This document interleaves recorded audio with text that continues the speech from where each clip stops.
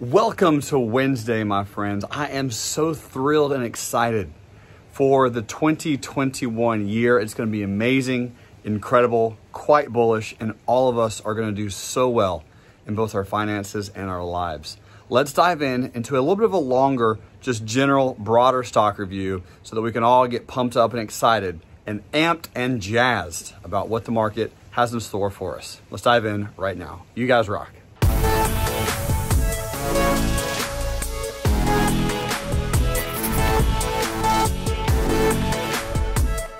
All right, real life trader nation, what is going on? Let's go look at the broader markets and just chit chat about everything that is going on.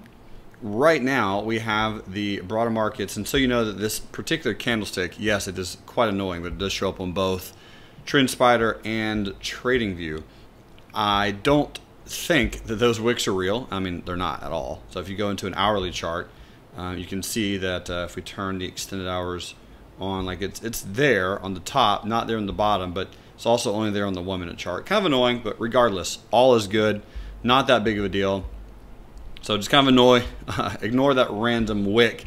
But in essence, what I love about this trend is it's slowly melting higher.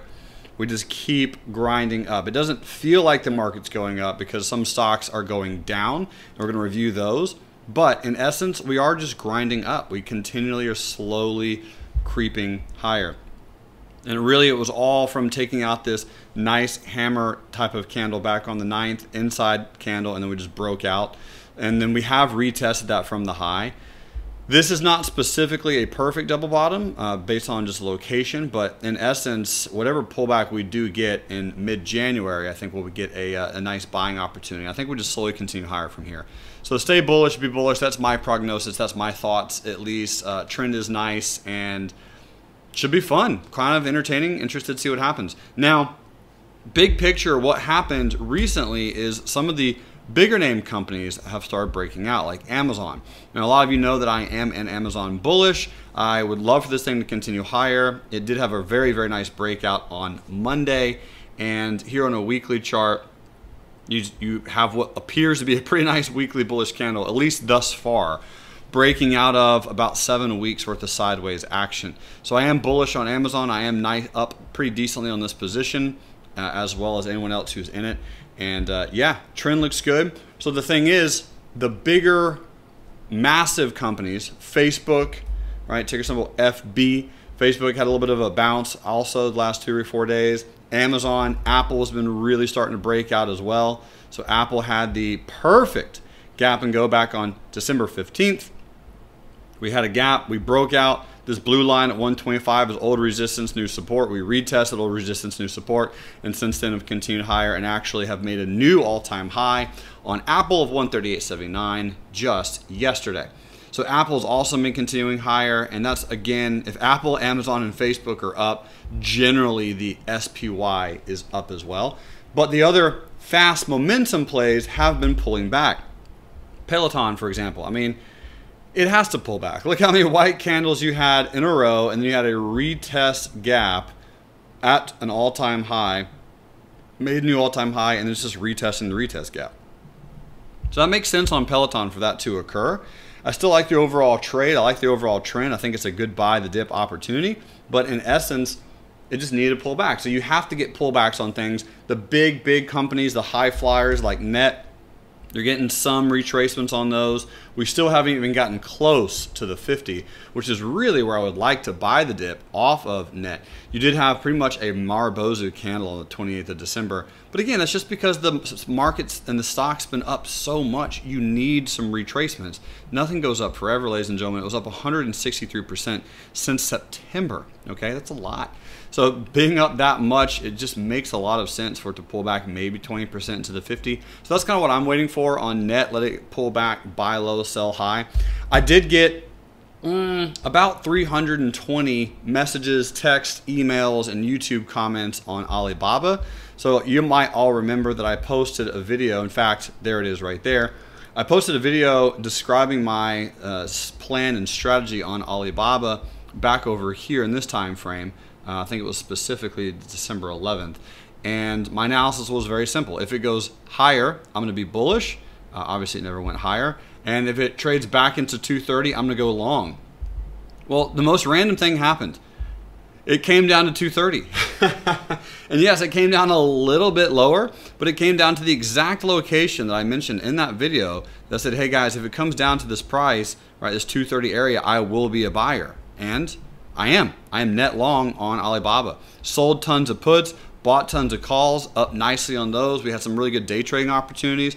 So again, keep in mind, folks, it's that willingness to follow a plan, create the plan, follow the plan, create the plan, follow the plan without question.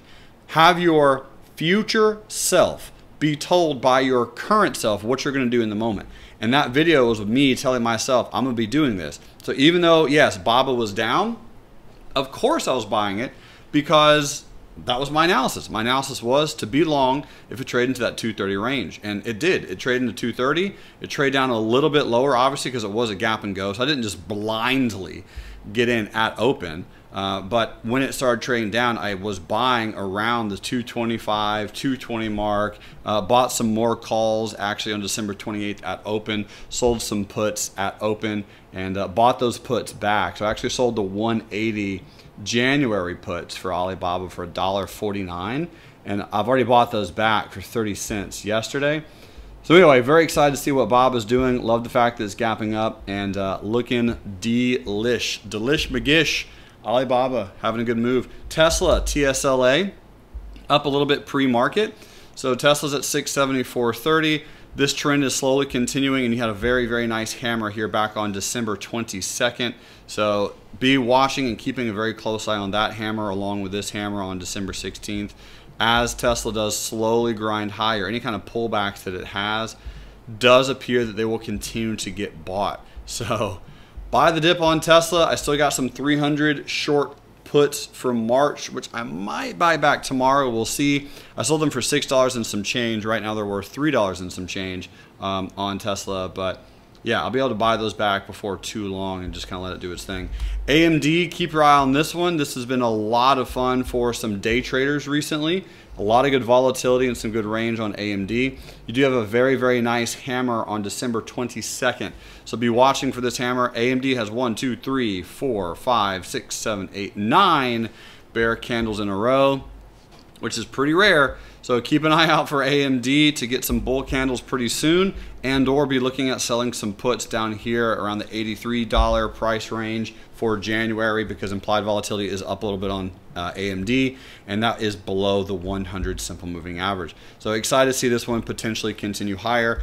Obviously, the talk of the town is Bitcoin. All of a sudden, it's at 28,000 and some change. And yes, I did sell 80% of my Bitcoin back over here late November around 17 and some change. Then I rebought some below 17, 16.8. It didn't go down as low as I want, so I'm definitely not in as much as I want to be. But obviously we had the really, really nice breakout back in December. That's when I was in Necker Island, actually. Sorry, on or in Necker Island. I can't. What's the verb for that? I was on Necker Island, Richard Branson's island down here in the BVIs, and we had a trading session, and I had a lot of questions about Bitcoin, specifically from my girl Holly. Shout outs to Holly, who lives in South Florida. And she asked, hey, should I buy more or should I hold? And the answer was yes, absolutely. Buy as much as you can, be in as much as you can. This is the breakout.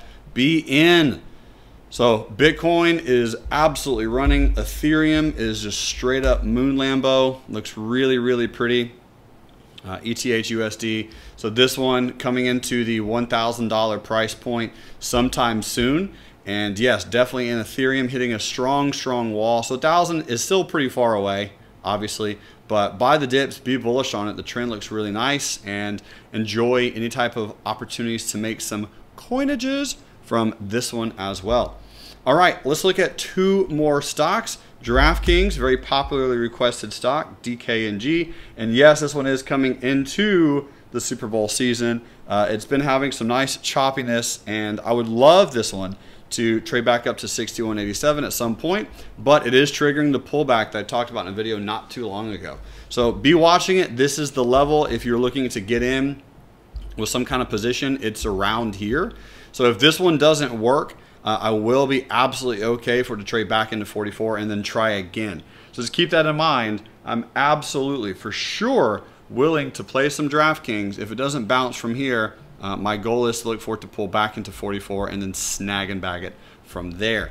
Last but not least, Smile Direct, SDC.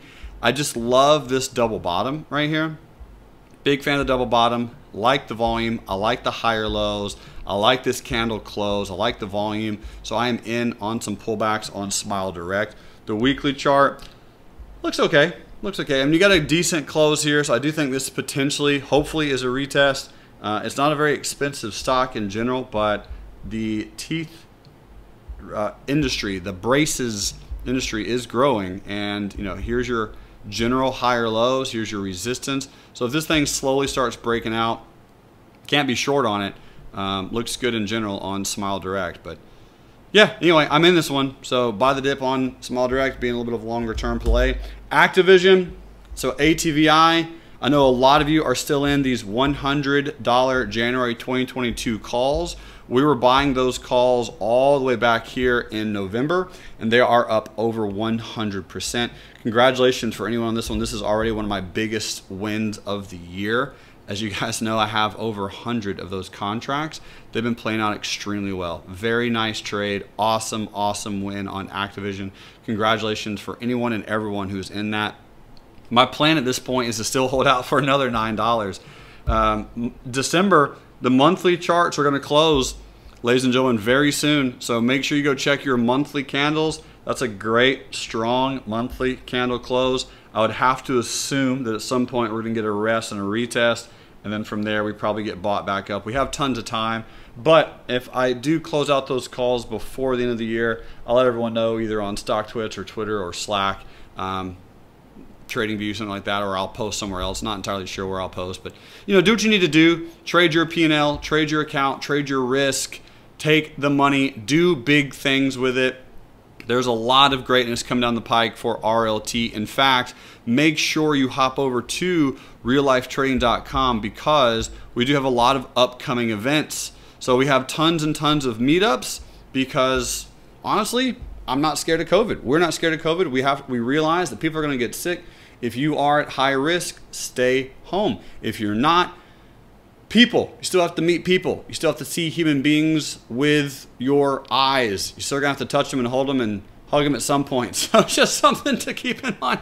We still are going to be having meetups all around the world, my dear friends. So we have some that are Zoom based, right? So Ontario Zoom, South California Zoom, Brantford, Ontario. So we have a lot of Zoom meetups, okay? But we also do have some in-person ones like Berlin, Germany. Shout outs to Germany. How incredible is that? Denver, Colorado is over Zoom. We have a Charlotte, North Carolina retreat coming up. And then hedging with options, probably one of the most incredible, conceptual, but also real life applications of option trading that I've ever created. So make sure to start registering for that one January 25th. So much goodness happening in 2021, my friends. Thank you for being a part of this. Thank you for being on the journey with me. Thank you most importantly for enriching lives. And if you have any questions at any time, reach out to me, Jeremy at reallifetrading.com. You are stupendous. I'll see you later. And until next time, love life, and trade. Bye.